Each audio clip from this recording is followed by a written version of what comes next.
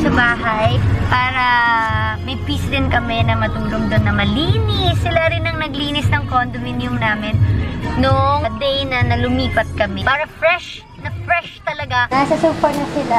Ayan, nakita nyo naman kung paano linisin. Talagang lahat ng bacteria at virus kailangan mawala. Lahat ng sulok, nililinis nila. That would you believe na natapos sila yan nang naka-PPE sila.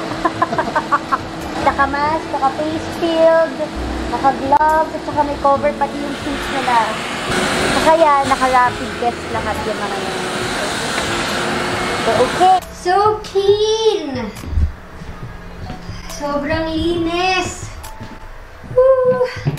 Walang alikabok! Wala at all alikabok.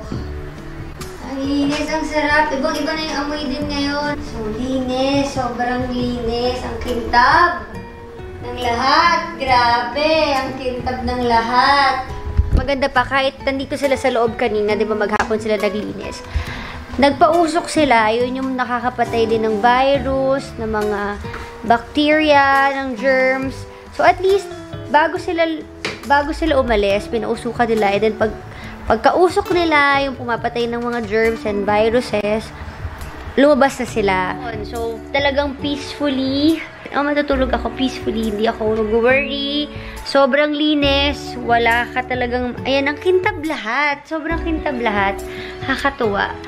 Lahat yan, nilinis nila. So, ayun, maliligo na ako para kami naman malinis na rin ni Jaron. Hindi naman nakakahiya sa bahay. Buti pa siya mabango na. Diba? Bye!